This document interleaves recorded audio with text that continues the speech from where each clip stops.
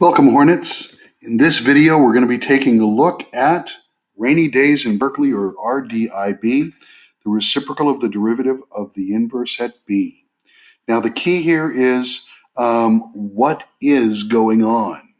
Okay, that's what you need to know. So let's just take a look at what it is we're talking about. Now, we know certain things. For example, if I have an exponential and a natural log, these are inverses of each other. Okay, so let's assume that we have two functions and each is the inverse of the other. That means that there are two points on this curve. This curve is going to have the point AB, and this point is going to be BA. Now, the whole idea here is that just because we have a function doesn't mean that we can find its inverse. Inverses are notoriously hard to find. Up to this point, you've been finding easy ones. Inverses that all you have to do is exchange the x and the y and solve for y. But that isn't always the case. In fact, sometimes it is darn near impossible to find what that inverse is, so taking the derivative of that inverse can't be done. And this is where rainy days in Berkeley, or the reciprocal of the derivative of the inverse at b, comes in. Now, why do I call it rainy days in Berkeley? Well, that's because a colleague of mine by the name of Craig, Mr. Friedman, he used to go to Berkeley or live in Berkeley, and he used to ride his bike all over the place. And the one thing he hated was having to ride his bike when it rained. Okay, so for him, riding his bike in the rain was terrible, especially in Berkeley. And as a result, when he went over this with me, he said, the way I remember it is my rainy days in Berkeley, RDIB. Now that's what you need, RDIB. And he used rainy days in Berkeley to get that. Now, you might have to find something else, something that's going to work for you. All right, but it's been doing me fine, and I'm going to use it. Now, why do we need the reciprocal of the derivative of the inverse at b? Well, because of the relationship between the two derivatives. Now remember, the derivative is the slope of a tangent line. So if I draw a tangent line here, and I compare it to the tangent line of the other function, what I find is that there is a relationship between these two tangent lines. We know that this is the derivative of the function f of x at a.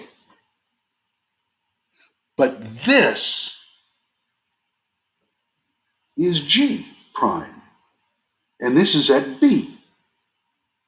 And that means that I'm looking at 1 over f prime of a. That's the relationship between these two slopes. One is the reciprocal of the other. Okay, so if I know that f prime of a is 2, then I know that g prime of b is 1/2. And I'm having to use the function that I know to find the derivative of the function I don't know. Okay, so this is what we're talking about. The reciprocal of the derivative of the inverse of g at g's b value. Okay, now I'm using a and b and I've flipped them around, and that's making this hard to understand. So let's take a look at an example and see what's going on.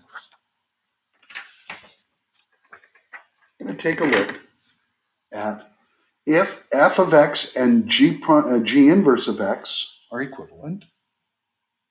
So f is the inverse of g. Then we are to find the derivative of g at 2. But all we have is f. Now we know what f prime is. F prime is very easy to locate. and it happens to be 3x squared plus 2. Now, if we could figure out this value here, this is the b value in G. Notice 2b flips. The points change places. So we want the reciprocal of the inverse of G, that's f prime, at the b value. That's what we're looking for. And this will give us G prime of 2. So we need to start by asking, what is the value of x on the primary function f that gives me a 2? And if you recall, we're going to use our calculators for this. We're going to call y1 2, and we're going to call y2 x cubed plus 2x minus 1. We're going to put these into our equation under y equals. So let's just go ahead and do that.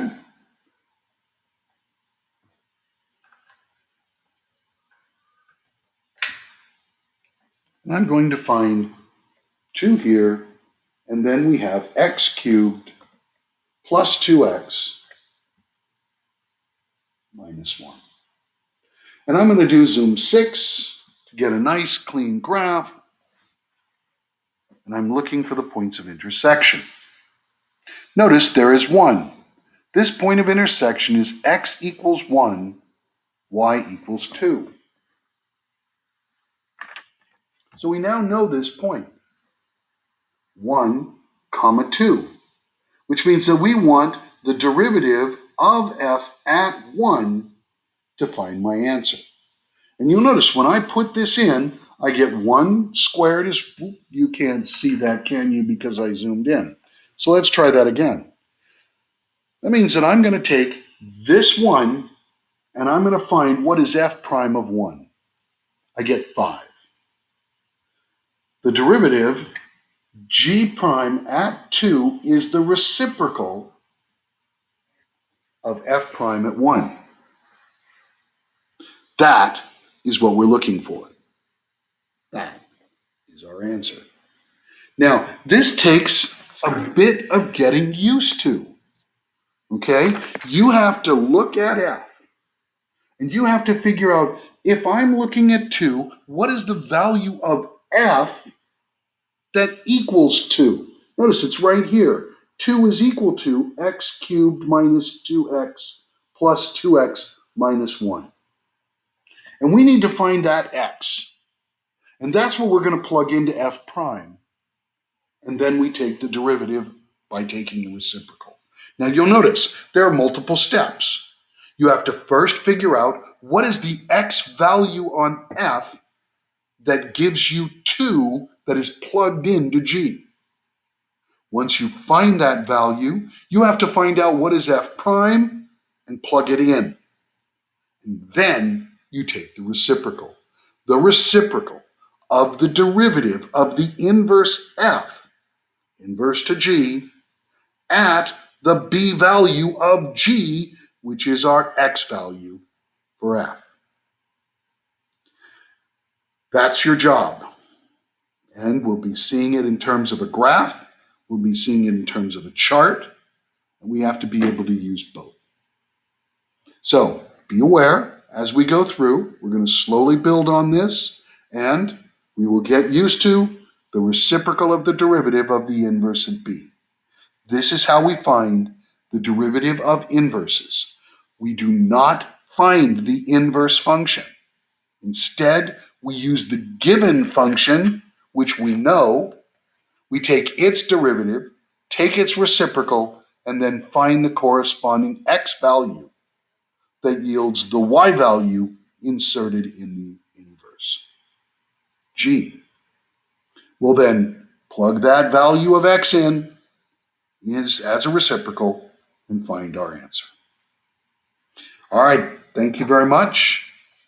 That's what we're going to do, and that's what we're going to take a look at. It is the last of our derivatives that we have to worry about. And there's a reason why it's last. All right, it is difficult, and we have to be careful with it. Thank you very much. Be well, be safe, Hornets. And in the next video, we'll be taking a look at how do we do this with the chart. Thank you. Bye-bye.